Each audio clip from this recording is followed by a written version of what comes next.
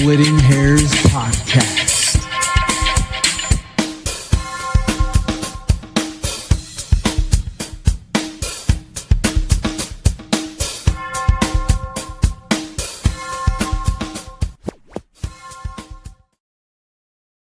This is the Splitting Hairs Podcast. We got a double feature this week for you guys. We had a Wednesday night football recap with Zach Zenner, the GOAT, last night. Tonight, we're doing another deep dive into the happenings of the Dakota Marker Week battle between North Dakota State and South Dakota State.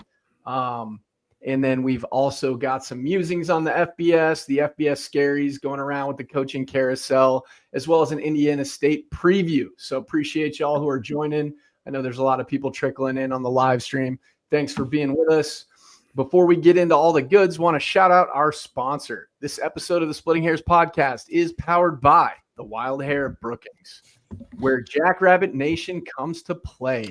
Whether it's game day, happy hour, or a night out with your crew, the Wild Hair is the spot. Happy hour every day from 3 to 7, all day happy hour Sundays and Tuesdays. $3 Wild Islands on Thursdays, that's tonight. Fireball Fridays, shots just $3. And of course, game day specials during every Jacks football and basketball game. $10 domestic buckets and $22 seltzer buckets. They've got the TVs, the tunes, and the coldest drinks in town, all served up with that Brookings energy. So next time you're in town, swing by the Wild Hair, proud title sponsor of the Splitting Hairs Podcast, because here it's always go Jacks, run rabbits, and drink local. And as always, be sure to stay responsibly wild. Gentlemen, how are we feeling? I've been better. What are our initial feelings after that one, after the dust has settled a bit? We've had time to collect thoughts. You want to go first, Brian? Yeah, I can. I think the most disheartening part is just that the boys just didn't look ready to go right out the gates. And I don't know what you have to do to get ready to go for that one. So didn't really look competitive, which is upsetting, but it is what it is. Got to get ready to roll this week. Yeah, and I think if you want to, the only positive thing you can spin from it, I'd say, is you get shown who you are right now, right? And the thing about the rest of the year is like you get a chance to change that, right? Like I thought I saw a lot of stuff that wasn't the character of South Dakota State football, right? It was blue and yellow, right? But like it didn't look like our brand of football. And they've played our brand of football earlier this year. So I just think that there's a level of grit and a level of doing whatever it takes that I did not see from the game. But like I said, as big of a wake-up call as that could be for like us as guys who played there and dudes who are like, what's going on? I feel like it's a bigger wake-up call for them, right? And this better be the only one you need if you want to get to where you want to get to at the end of the year, right? Like if we want to reach our standard, like that's got to be the only wake-up call you're getting this year. After that, that's just who you are. You know what I mean? So, yeah. I think there's some things I brought up with Zenner I want to get y'all's take on. So I think that it really was just a matter of good on good. They're good, executing better, more consistently for a longer period of time. Is that a good encapsulation of what it was? Like, I don't even know, like to a degree, a lot of it wasn't execution, like in my mind, right? Like I think, drive one, if your redshirt freshman quarterback gets hit, he's not going to settle in all game, right? Like let's be real. Like if you're cutting dudes loose, if we got, guards cutting guys loose untouched, right? Because they're doing that overload thing they love to do, right? Where they're bringing like four guys from the side and like we're literally cutting the guy loose in the middle. And our redshirt freshman quarterback starting his first game in the Dakota Marker game gets hit in the teeth on the first drive. He's not going to feel comfortable at all that game, right? Like offensively, I feel like that is something that really hurts, right? Because now you have a quarterback that's going to be rattled all game. So, and then defensively, like I just felt like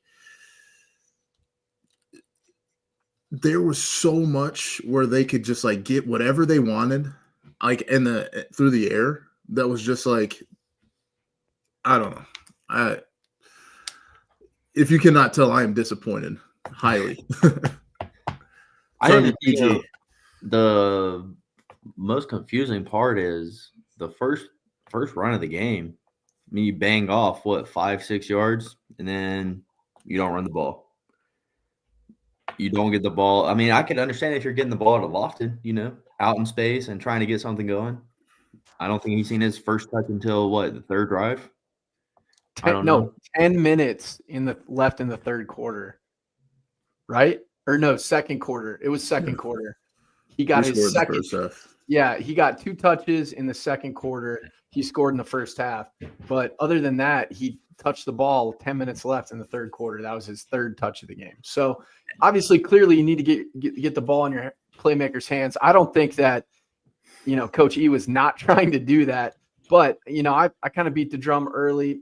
Zenner was a bit forgiving. I mean, it's not for me to be, the judge since I don't know the scheme. I don't know what the install was or anything. But all I can say is you have to be willing to play boring football.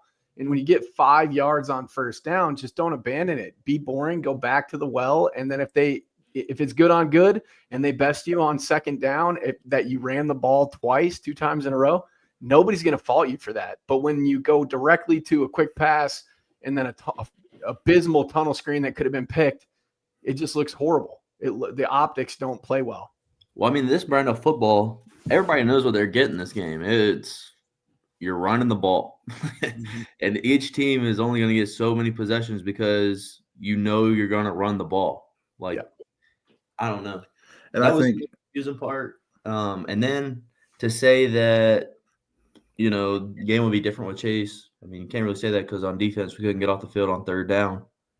So you can't say Chase wins us the game. So I think there's just a lot more questions that need to be answered than just saying that it's about Chase is a cop-out, right? Yeah. Because we saw glaring flaws that, a lot of guys who, some of which are leaders on this team, I think, need to figure out, right?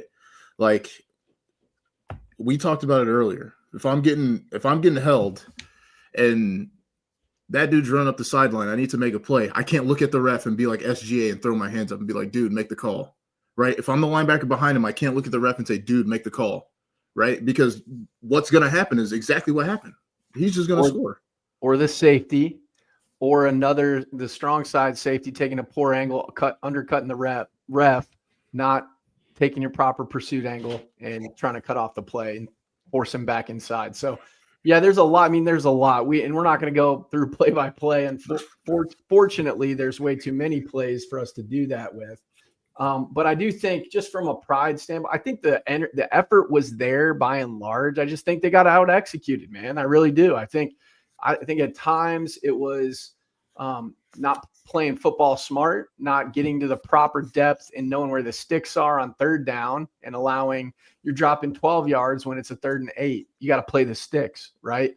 When you're a linebacker dropping the depth, and when you're 3rd and 16, you got to understand where the sticks are and make a play on the ball and understand you got help over the top. It looked like we were going quarters coverage on that first drive when we had them stacked up against it. So just a lot of that. And then the last thing I will say about pride, when the game is well in hand for the other side and essentially a hate crime gets committed by the backup quarterback playing for your rival, and he stiff arms a guy, which wasn't even a stiff arm, just a sheer grabbing of the face mask, and then throws you like a rag doll.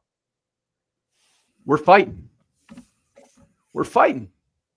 I'm having words with you. I'm getting in your face. I'm doing something to show that I will not be punked in my own building. And I know Dan has gotten in their ear about that one to some degree. Coach Stig was never a fan of fighting, and I agree. Fighting for fighting's sake just doesn't make any sense. That's just, pansy ball. But there is a sense of pride that needs to reveal itself in circumstances just like that. And quite frankly, that needs to show up. Yeah, we might lose, right? We might lose, but I'm not going to go out like that, right? Right. There's like a level of that, and I just feel like, and that's just, like you said, that's like pride. And for example, and you guys know how much I complain about this, but I gotta complain on the pod about it. Dude, if we're down 30 points, I better never ever see you doing this when the game's well out of hand. You're talking crap to a guy who is on a team that's beating you by 31 points. You know who you are. None of that. Right. Never, ever. Right. It's And embarrassing. just having that awareness of like where we're at in the game, where we're at in our performance, definitely bring the energy, stay hyped, but take that celebratory energy and pour it into the next play, right? Play in the present, next play, let's get after it. Let's do it again. Let's repeat it. Because if you were balling like that the whole game or playing like that the whole game, then obviously, there would have been more opportunity to celebrate. Outcome would be different. Exactly. So I think, the last thing I'm going to harp on is just trying to find the words. When you look at the greater climate of college football, I think a lot of people could hear our words here and say, oh, they're just being haters. They're being too critical. You have to relish criticism. All right. You have to relish criticism, especially if you want to be a dog, if you want to be the best at your craft. And the reason that we provide criticism like this is because we've seen the ascension of the program. For my time, we've gotten better athletes under Stack's mentorship and tutelage there. We've had better athletes than Brian's classes come in, dominate. We've gotten spoiled as a fan base, but part of that spoilage is being able to recognize that we had coaches that would be able to get after guys. And Coach Jackson will do that. He has done it. It was widely covered during fall camp when he got after him. So we know he'll do his part, but we have to have a roster that is open and willing to be able to receive hard, critical feedback in order to raise their game. Am I right? Am I wrong? Am I too harsh? And the crazy thing is too, is like our criticism shouldn't even affect them because they're so critical on themselves. Exactly. So Bingo. Yeah, there's certain stuff that, you cut on the film. I'm sure, like, I'm not going to make any assumptions about, what they think about the game. But, like, I've talked to a couple of the guys and, like, they're not happy. They're not Good. like, oh, well, it's just, this, like, didn't hear any excuses, like, from who I talked to. And I think that, it's one of those look yourself in the mirror moments and you put it on film already. Make sure it doesn't happen again. Because if it happens again, it's just who you are. Exactly. In true character of Jack Skellington here, that game is dead. It's beyond us. We're going to move on. But I just want to emphasize that all this corrective feedback, this criticism is coming from a place of love. Like I know Coach Jackson's big on embracing the place, embracing, your current roster from former alums on down. And that's what we're doing. We're embracing this because we have to look in the mirror and say, we got to get better. We're going to get better. We're going to do in terms of funding and whatever we can to boost the signal. But at the same time, you got to have that critical eye on yourself and be willing to never let that happen again. Quite frankly, the worst loss since 1992 with the biggest crowd Dana J's ever seen. So something's got to give, and it'll give this week, I believe. So, gentlemen, when I kind of talked about the climate of college football, part of the climate of college football, sure, NIL, unlimited transfer opportunities. It's basically unmitigated free agency. And we're seeing the pressures of that start to seep into the coaching carousel. So we're seeing some big names hit the open job market here. Brian Kelly being the latest at LSU, $54 million payout. Penn State, $40+ million payout. We also have Florida. Sorry, Brian. Who are they going to go after? He's home, so it's okay. Is he? We think Lane's going to go there? Yeah, I mean, you gotta hope so. Someone wears a visor, talks shit. It's only match made in heaven. He's never made a decision over money, though. Is he gonna make one this time? He has one over Sorority Row, though, and Florida has a good one. So okay. All right. What do we think about this, gentlemen? Do we think that it's becoming more like the NFL? Are we throwing too much money at these coaches? Are they not doing their due diligence in terms of knowing the program they're going into? I don't think it was a good fit for Brian Kelly, but what are our thoughts? Well, LSU's governor came out and said an interesting piece where it'll be more of a incentive-based contract from here on out, especially like the 4-year deals. You won't see another 10-year I don't know, $13 million contract again. Like it'll be something where you have to win now and the pay is justified. So I think that'll be interesting to see. I mean, that's how our pay is. Damn. Yeah. So, Stack, what are we thinking here? You know, you're a Bears fan. You've seen the carousel hit quite frequently there in Chicago. So what are we feeling about this trickling into the college level?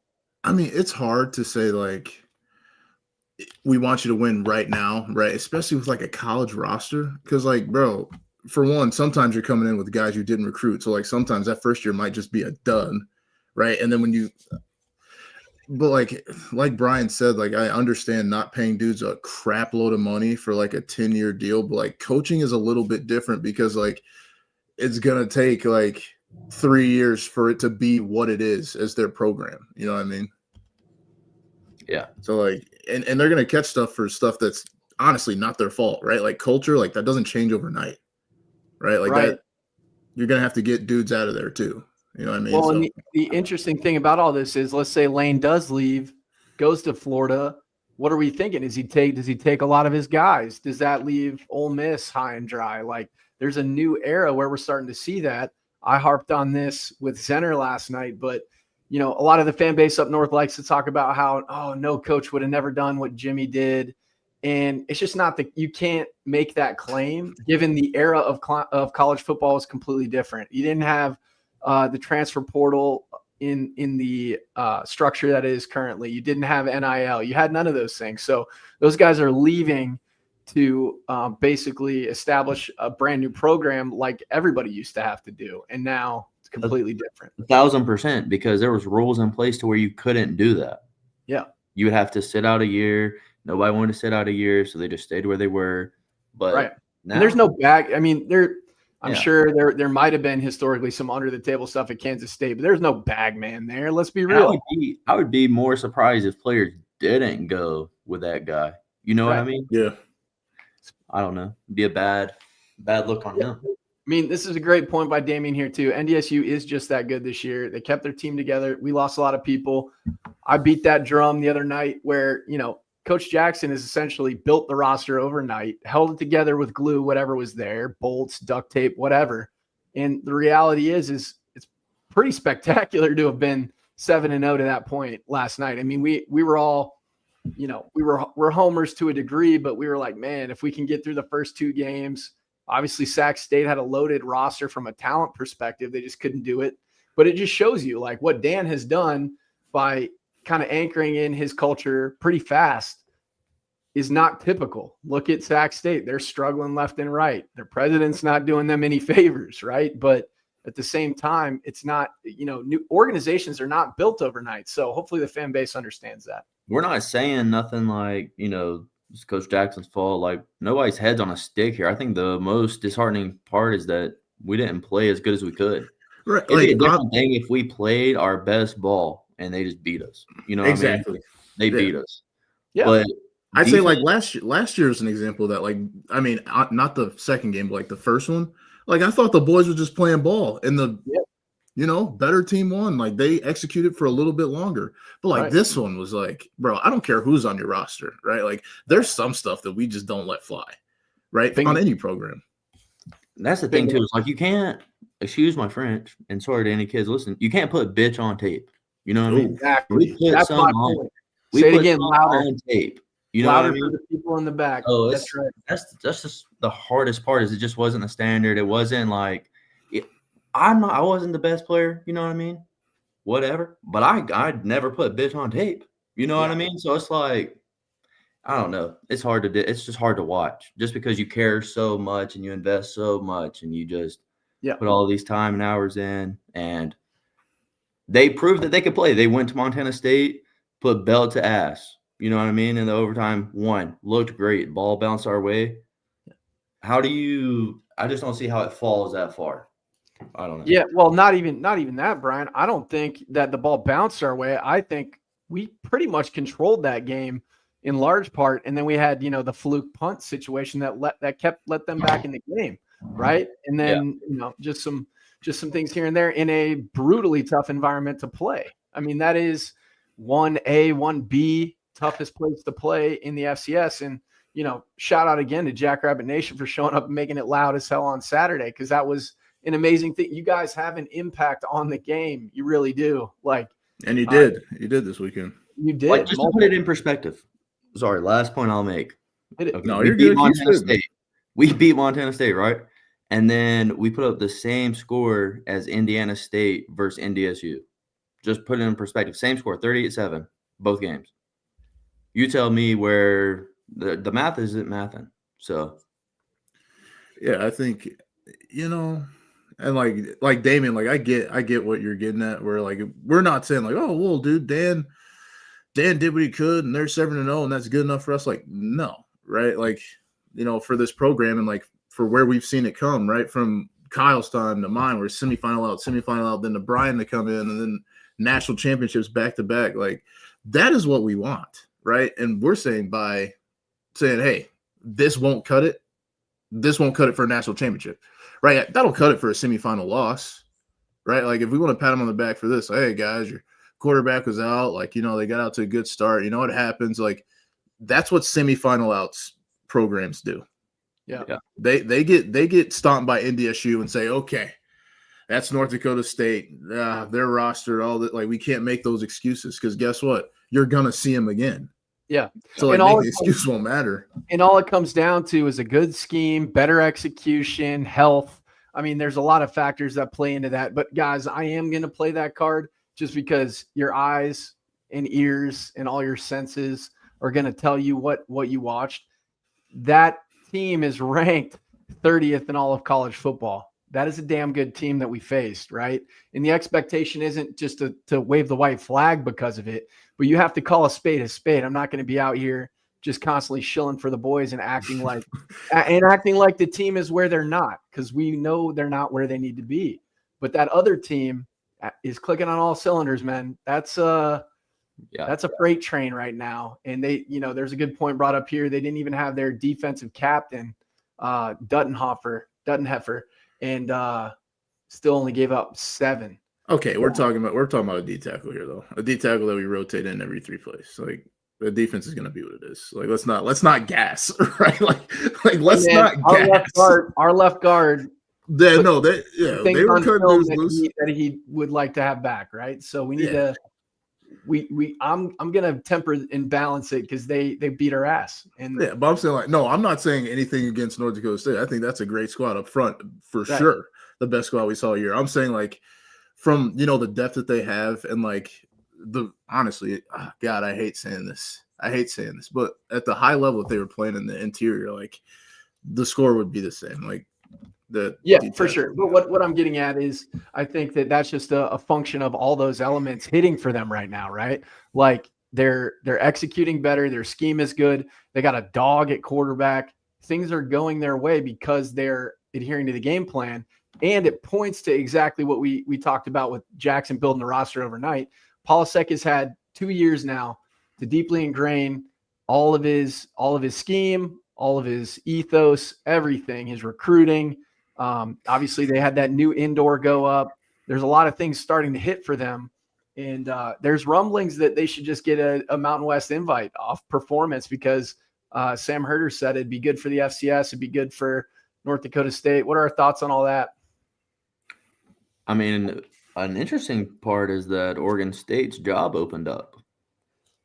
Yeah. And it'd be crazy just to see Jimmy and him compete against each other at a different conference. For college football, that would be epic. I think.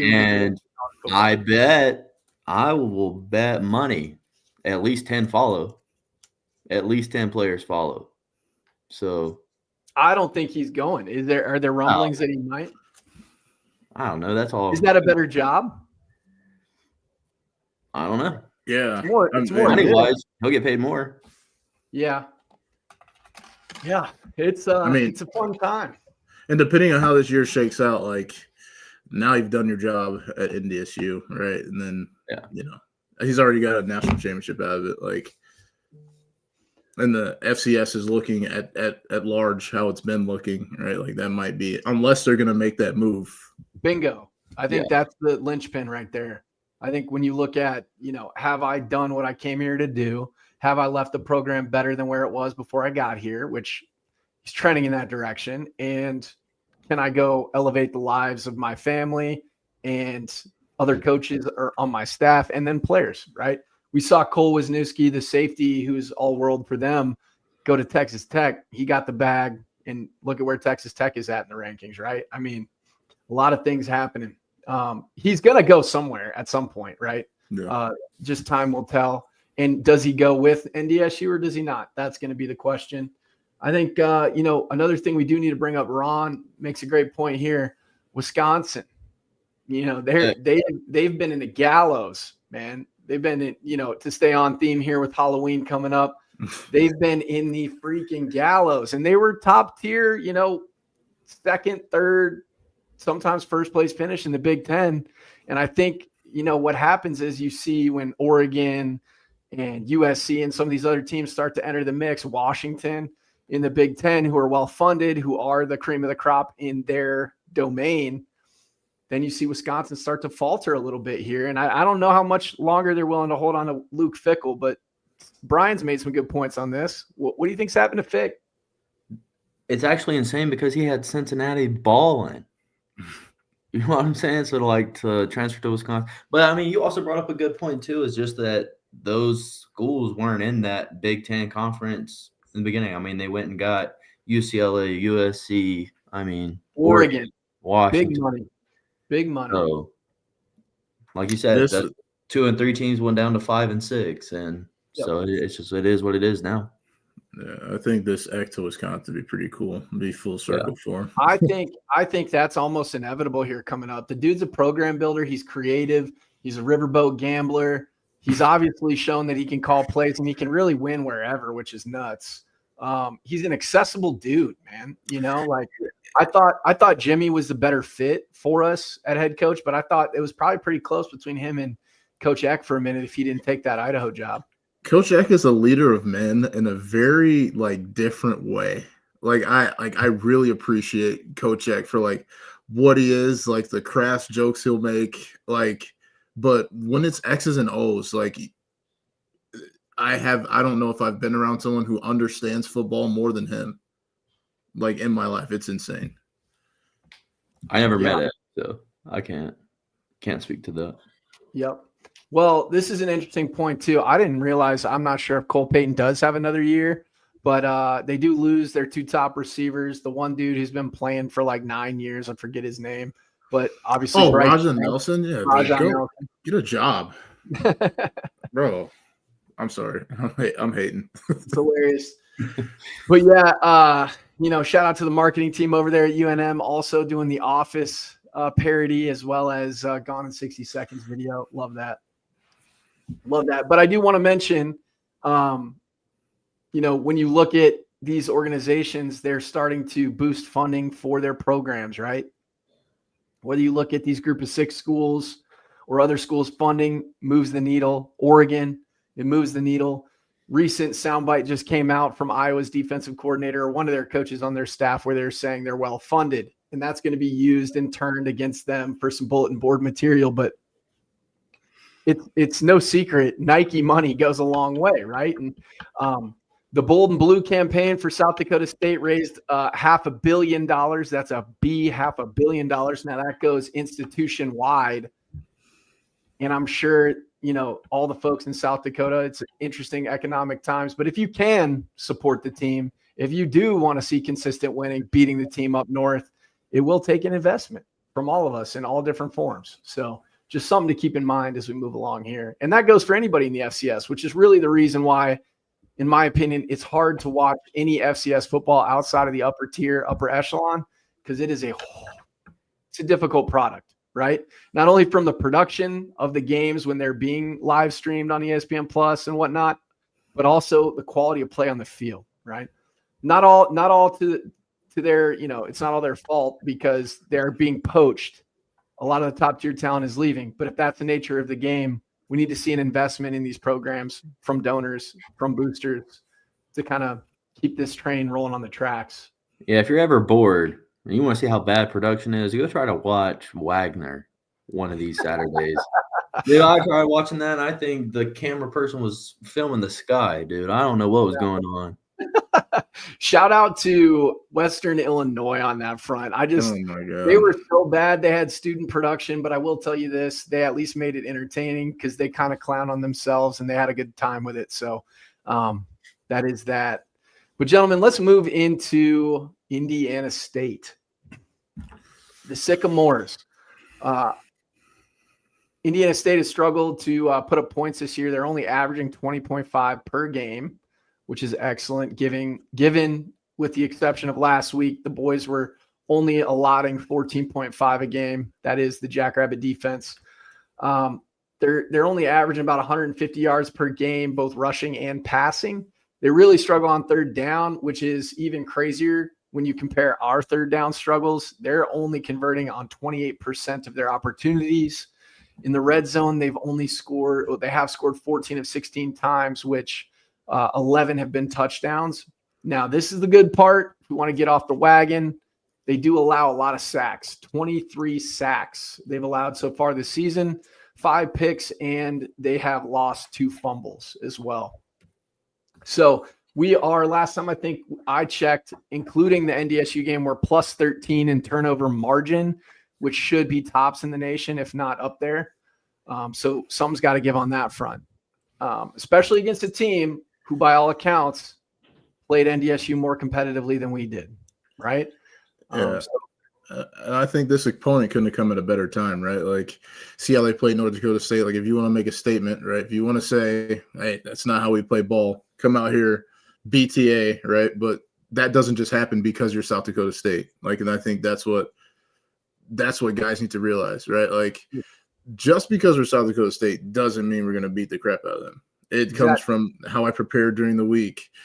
Everything I do, from lift to running to film, like a whole lot of film, right? So I know what's coming, and then we get out there, I execute, right? Like, they're not going to let me just get a sack. And I'm not saying our guys play like that at all, ever. Actually, I think this will be a good game for our entire D-line to really, like, you get a sack, like, you kind of start feeling yourself a little bit. You believe it a little bit more, right? Guys that haven't gotten sacks, like our second and third guys, right? Like, guys that we need to be better, right? Like our second and third D tackles, right? Like, we need them to be better. Like, this will be a good game for them to really kind of gain that confidence and earn it, I'll say. Indeed. Outside of the quarterback run of Cole Payton, which I would say were somewhat anomalies. We didn't fit them up very well, but they're still anomalous, I think, in the grand scheme. We're giving up way too much in terms of total yardage, which doesn't really matter as long as you win. But I think the standard obviously is not being met there. But we did pretty much shut down the run outside of Cole Payton on Saturday. So that trend has continued over the years with the Jacks. And fortunately, because we've had some struggles through the air, the quarterback that is going to be manning the helm, Keegan Patterson, is only completing 53.5% of his passes for only a little over 500 yards on the season, with 3 TDs and 3 interceptions. They've had a lot of inconsistency at the position. He does have some running ability, so kind of keep that in mind, with 1 rushing touchdown. Redshirt freshman Brock Riddle, he's played in 5 games this season, seeing a lot of action against USD and UND, so we'll see there. He's completing even fewer passes on the season at 45.6%, and he's got 3 picks as well. So great opportunity for the boys in the secondary to kind of get back on track as well. The best player for these guys, Nick Osho, 6'2", 220, number 9. He's rushed for 554 yards. He is going close to 7 yards per carry and 7 touchdowns. So they're going to try to establish a run. We do a good job of shutting down the run. Something's got to give on Saturday. He's big. He's physical. Also can catch the ball out of the backfield. Has a touchdown in that department. And, they do have a running back that is kind of like more of a speedster, kind of scat back. Ples Lawrence, number 1, 5'9", 248 rush yards on the year with 3 touchdowns. He can be pretty dangerous out of the backfield from a receiving perspective. He has 7 receptions on the year for 118 yards and a couple of touchdowns. So wide receiver room led by Rutgers transfer Rashad Rochelle, 5'11", 185, 23 catches on the year for 332 yards with a couple TDs. He also can throw and has a rushing attempt. So they're going to try to look to get him involved in the game early and often in multiple ways. Other starters are number 88, Zach Dottie Jr., 6'3", buck 90, and 12, Torrey French, 5'9", 185. Dottie has 17 receptions for 167 yards, while French has 7 for 75. And then Keyshawn Singleton, number 17, redshirt freshman, has shown that he can make big plays. 6 receptions for 118 yards and 2 TDs. You can do the math on that, but yards per catch, that's pretty high. Number 87, Lance Reese, and number 80, Rocco Chikoa. If I'm pronouncing that right, they're their tight ends. Combined, they only have about 14 on the year for about 100. So not a huge threat, but I would expect to see our linebackers hopefully anchor down and do a little bit more in the pass game to shut down the intermediate to short passing game. The offensive line is big. They do have a lot of variety in terms of experience. They have seniors. They have seniors on the line, or a senior, Sonny Akunlola. He's a 2-year starter. Their center is a transfer from Kent State who started in 2023. He goes 6'4", 330. He's a redshirt junior. They also have Salofa Fatu. Looks like they have a lot of Samoans or Pacific Islanders, and those guys are physical, so nothing to be taken lightly. It's true. Tell me I'm lying. No, you're not. It's just funny. Number 68, Zach Simpson, first-year starter at right tackle. Hopefully we can expose that. He's a redshirt sophomore. And then Griffin Heil, 6'5", 310, redshirt freshman as well at left guard. So hopefully we can expose those positions and force the issue through the pass rush game. They run a 4-2-5 on defense. They're giving up a ton of points per game this year, so nothing better to roll into our house when you're rolling out a redshirt freshman quarterback in his second ever collegiate start. 41.5 points per game surrendered. It's weighted heavily because they gave up 73 to Indiana and then 63 to Montana. So it'll be another good contest to be able to measure ourselves against teams like Montana with a common opponent. They're rushing for 250 yards per game, so that bodes well for us in about 242 per game. They're converting on 48%, which is higher than our third down opportunity conversion percentage. And then in the red zone, they allow scores often. 39 out of 42, 31 have been touchdowns, and they've recorded 13 sacks, recovered 4 fumbles, and have 5 picks. So we'll see. They got good size overall. 2.5 sacks and an INT from Childers, Jaden Childers, number 92. He's a junior. I'm not going to go through the whole roster, but essentially, they're bigger. They're more physical than they have been in years past. They rely on nickel, their nickelback to make a lot of plays in the Valley. Number 34, Nick Yatsko. 46 tackles, 1.5 tackle for loss, 1 INT, 1 pass breakup, and 2 QB hits. So he's going to fly around all over the field. He's someone to keep an eye on. But overall, gentlemen, when push comes to shove, it should be something that the boys can handle and deal with throughout the course of the game. What do we think? What do we want to see from our guys? I want to see I don't want to see a single soul cut loose by our offensive line as a whole, right? Like, even if someone gets sacked, it's not because we just didn't touch someone, right? And that's not a scheme thing, right? Like, that's a focus thing, right? Like, you got to know where you're going. Because, we all know how that works. Like, you're calling out where you're going, where we're sliding to, who we got. We're pointing that out every single play, right? Especially when you see, like, some of those overload looks and stuff like that. So, like, just being focused, right? Doing your job on the O-line. I want to see that run game really just dominate. I would say I just want to see them come out and start fast, both sides of the ball, and out physical them. I think we put up a lot of question marks after last week, and there's only one way to answer those, and that's by going out there, being more physical than they are, starting faster than they do, and executing often. So yeah, someone's got to pay the price for what happened last week. If you're on the Jacks football team, someone's got to pay the price, and it's whoever name hits my desk next week. They have to pay the price for all of that. Boom. Well put.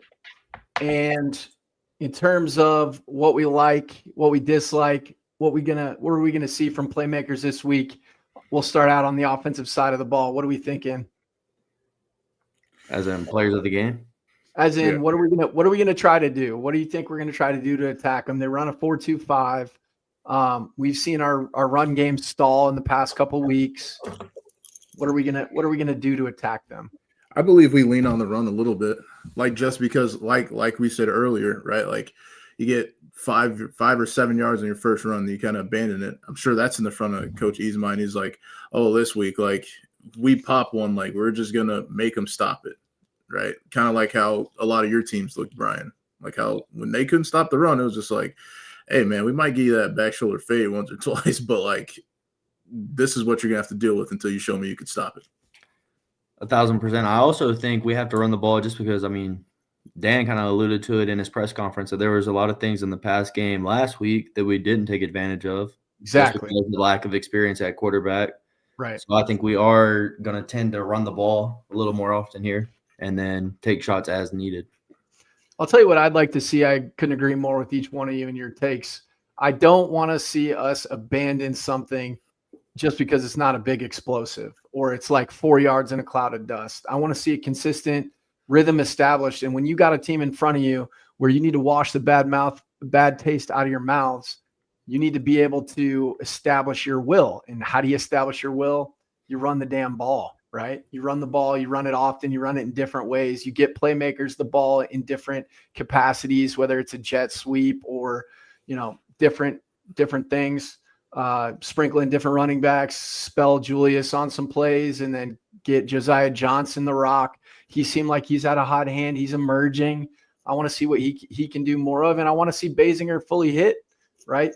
He's had moments, but I want to see him put it all together in a game. And that only can happen if our interior offensive line play steps up tremendously. They got to get it done.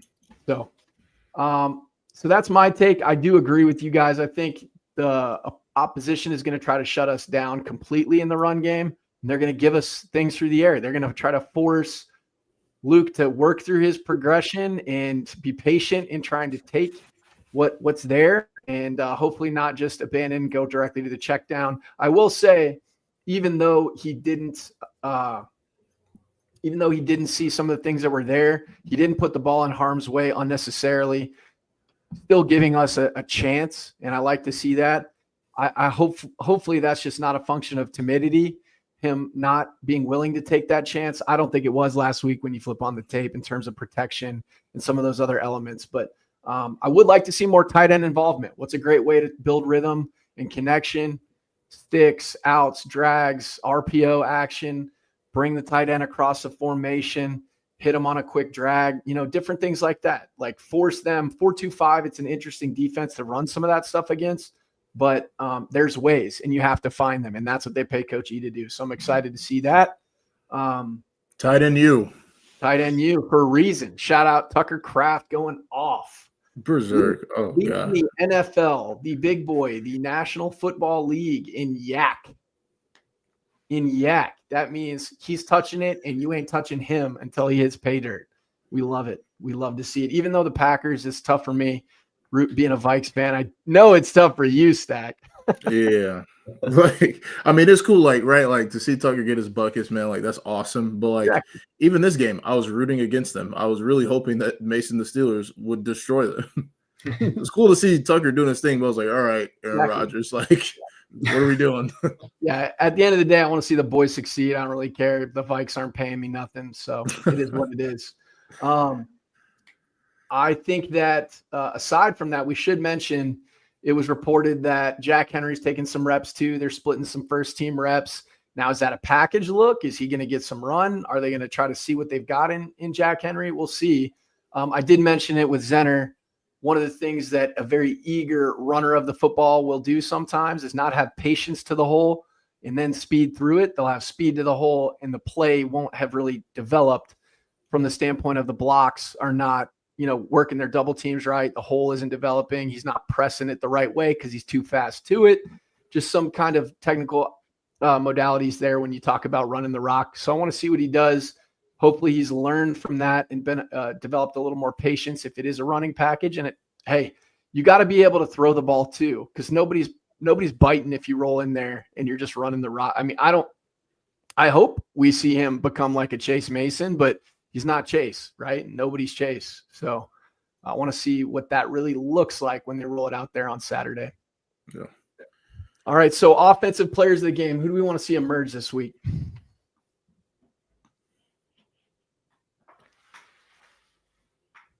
I would love for Basinger to have just a great game. We're just running the ball. Guy following his blocks, Basinger.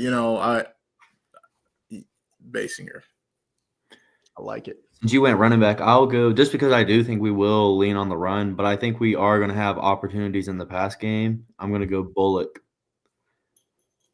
I like it. Especially Luke also threw a great ball to Lofton. That was a great ball that he caught in the end zone there. So He can do it. Just has to do it more often.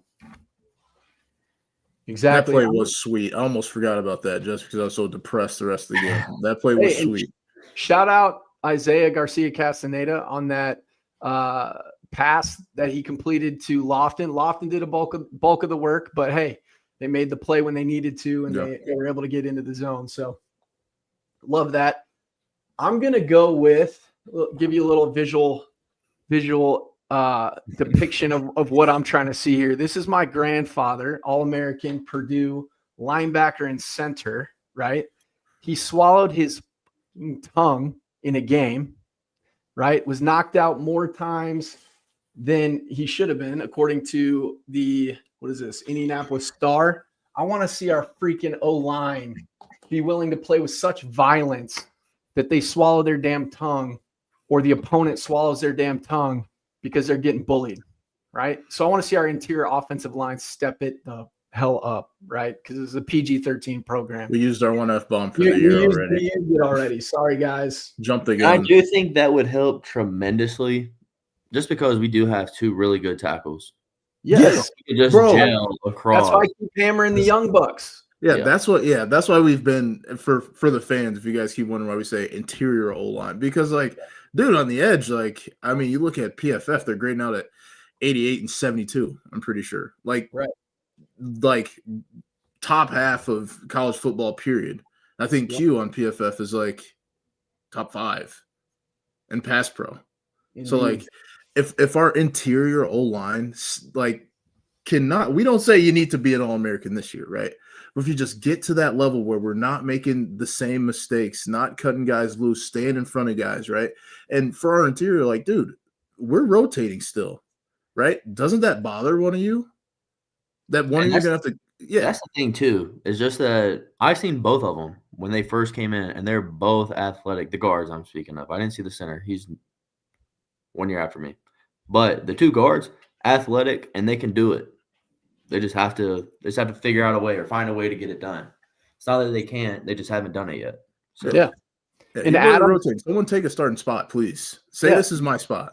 And Nate Adams has shown glimpses of sheer physicality. We've seen it against Youngstown. It's just got to be more consistent from whoever's in there, whether it's Big Bo, him, or Papke. Papke, opportunity, right? Yeah. Not the best film. Tons of opportunity to learn from it. That was always, dude, I can't tell you how many errors I made playing the game, and I relish watching the film the next day because I had to see what I did wrong. Was it mental errors? Was it false stepping? Was it not making the right reads, not executing my assignment? Or it damn sure better not have ever been effort. And I don't think it was effort. I think it was maybe playing slow and some question marks on scheme. I don't know, but they got a chance to flush it and move on. So interior O-line is my pick. Gentlemen, let's move to the defensive side of the ball. What do we want to do to attack this team who struggled on third down? They struggle at quarterback. What do we want to see? I want to see our secondary. I don't want to see our secondary play tough guy this week. I want to see our secondary be tough guys this week, right? I want them to earn the right to do the seatbelt, earn the right to yell in someone's ear, all that stuff. Bro, I don't have no type of problem with that, right? Like if you're backing it up, like this week, walk the walk so you can have the fun and do all that stuff. Our secondary as a whole. I love it, stat. I was gonna go secondary. I'll just go. I'll cop out. I'll cop out. Just give me Joe Ullman. Okay. Someone's got to line it up. I don't think he's forced a turnover in a little while. One of those getting back to our roots would be kind of cool. So yeah, no, that's a good pick, Brian and Stack. That was my second option, Stack. So I'm glad you took that. I like Joe because I think also Joe left a lot on the field to be desired, not in terms of effort, maybe on one play, but that was the entire damn defense.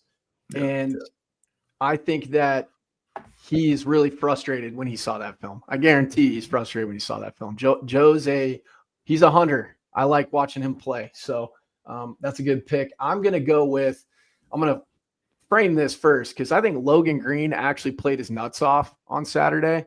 When you watch what he was doing, his hand fighting, his transition pass rush, his pursuit, he was leaving it all out there for most of the game. I love to see that, especially from a captain. You can't question his effort. Love that. I think a couple times, he was just trying to make a play. He did get sucked inside when he needed to set the edge once. Sometimes that happens, right? So we're going to move on from that. But I'm going to go with, I don't want to pick a whole D-line unit. You pick two. We'll give you two. I'm going to pick two. I'm going to go Logan Green and Rip. Because how are your upperclassmen, leaders, and seniors and captain going to get after whoever comes into your house the week after you got embarrassed? How are you going to set the tone? And I think Rip gets a sack, at least one. Logan probably gets a sack too. They're surrendering 23 sacks on the year to date, so we'll see. Something's got to give. And one thing too that I have kind of seen a little bit this year, and you guys tell me if I'm wrong. There have been, and I'm not here to like name names and snitch, but I'm like, there's been some plays where like it seems like guys are rolling their own, right? And then like we're kind of countering when we shouldn't be, in the wrong gap, just trying to make a play. Yes, 100%. That's what I'm talking about, man. When you're a looping D tackle and you have edge responsibility, you got to get there. Yeah, and it's not. Yeah, and for Logan, like, yeah, you can't do that. But also, like, it's been like consistent where you see it. Like, I've seen it like a couple of times. I was like, I don't think that's right. And then like I talked to someone, they're like, oh yeah, no, we weren't supposed to do that on that play, right? So like doing your job. Right? Doing your job, being elite in your job, and you'll make the plays you're supposed to make. Don't try and make nobody else's play. Don't try and make a play that's for the linebacker. Don't try and make a play for the loop and D tackle. If you're the DN, if you're penetrating, penetrate. Let your bro make the sack, right? But like, you can't have two guys, one hole. Yeah. Hey, hey, can't farting in the same Coke bottle, as Coach Smith would say. Yeah, well, I mean, that's. Oh my God. I completely agree. I think sometimes it's just, again, they're trying to be football players when they need to adhere to maybe their responsibility. Couldn't agree more. I do want to point out, Jim makes a good point. Kighton had a great opportunity for a sack this week, real close in a big moment. Just kind of got tripped up by the back when he actually made a good play on the blocking back in that scenario. I'd love to see him step up. We got to see him step up because CVT is going to be out more than likely. So Chase Van Tol won't probably see the field this week. Want to see more from Bryce Johnson, from Kighton Fife, from Matt Goring. Those guys are going to be pivotal elements, especially against a team who's coming in hungry. They saw the film too. They saw that you guys did not play the Bison the way they did. And, they probably have some confidence arising from it. So got to earn it back, according to Matt Krul here. Completely agree. And another point we need to emphasize, we cannot give the committee a reason for a lower seed based on how we're winning, right? Based on close games against inferior opponents. And it will really show. Is our roster really what we thought it was? Or is it not? Playing competition that we should beat. 2-6, I believe, is their overall record. Obviously, 7-1 is much stronger of an appeal for a high seed, considering we only lost to the top dog. The committee would love nothing more than to get a bunch of Big Sky and other random conference teams in there, right? Yeah. Like that's what, like I think that's what Matt's getting at here. Because like, bro, And sometimes, right, you'll get the benefit of the doubt for being South Dakota State. Like, I believe that happened to us. I forgot what year that was, but like we were like a top 8 seed, and I was like, how? Yeah, right. But 2019. Yeah, but like right now, they're looking for like the landscape of the FCS. They don't want it to just be, oh well, Big Sky and Missouri, the 2 teams out of Missouri Valley every year. Like, if you guys give them a shot to like put one of these Garbo East Coast teams in there, they'll do it. Yep. 1,000,000%, especially because, this is the age of like equality and all that crap. And like, for real, everybody wants an opportunity because they're playing in the same subdivision too. Gen Z football. Gen Z. Well, I would even call it millennial because millennials are in charge right now. Gen Z, I have hope. They're based. I have hope in them. You have hope in Gen Z. They're more based. That Gen Z. No. Listen. I don't know.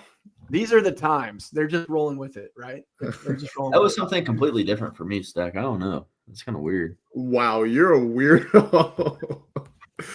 Back on track here, back on track defensively. So we made our picks with who we like. What are we thinking score prediction wise? 24-7.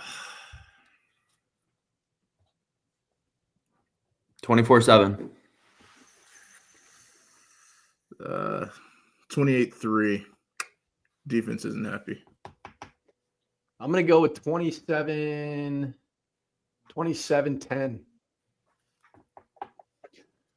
I would love to see it in the 30s, but I want to see what we do with our new offensive pieces. Lofton not suiting up. Can we get the ball to Bullock? Can we get the ball to Julius and get him out? In these, I want to see more power with Julius. Can we run power with Julius? Power with Julius, zone with Basinger. Can we alternate like that? Yeah. Not only that too, though, it's just that like the 2 QB system.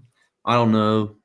I've never really been a big fan of it, but I've never seen it work well.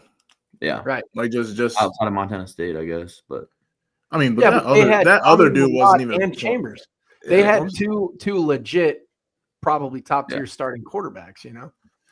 But I mean, like when it came down to it, bro, like we knew who was running the show there. Yeah, still lost us, but hey. Shout out to Jackrabbits AI Barry putting out cool content. It's always engaging and fun to look at. I know the fan base is enjoying it, but I would like to also say, speaking of great content, you now have an opportunity to support the boys and their gear for the year with the Unreal collab. And now I'm not talking Unreal in terms of how it looks. Yes, it does look fresh, but Unreal Co., UNRL Co., has collaborated with SDSU. Coach Jackson wants you to do your part to help the boys. Go to the link that's in my Instagram bio. It's on one of my posts. You can find it on X as well. Make sure you go to the link. It closes at 11:59. You can get a dope hat and or a hoodie to rep the boys. Buttery soft. If you've not had any Unreal apparel, it's legit and it's regional, supporting a small business that's on the come up. I believe started by Adam Thielen's buddy at Mankato State. I know there's a lot of people who love Mankato State. So is it Mankato State anymore? It's probably Minnesota State now, right? It's Minnesota State, Mankato. Yep. That's right. Yeah. That's right. Good stuff. Well, gentlemen, special teams picks. You know what we're going to do with special teams. Okay. Coverage units. Whoever makes it. Whoever makes it and coverage units. I mean, we chuckle about it, but we need to get that ship righted as well. So want to shout out our sponsors again, Wild Hair of Brookings, South Dakota. They're doing some fun stuff for Halloween. Make sure you get there and you stay responsibly wild tomorrow. Support them. Make sure you hydrate and take part in their specials. Fireball Friday. Everybody loves a little fireball, right? Enjoy it. Military weekend. Is that this weekend? 4 free tickets for all military and past military. Can't beat that. Let's go. Support the people who support us, that being our troops. If someone surprised your granddad with some tickets, please. That's right. That's right. Well, gentlemen, thank you again for weighing in. It's going to be a great week of college football. Looking forward to Mark playing Oregon next week. They got a nice, healthy bye week this week, but it should be fun for all those Jacks who are participating at the FBS level. And with that, go big, go blue, go Jacks.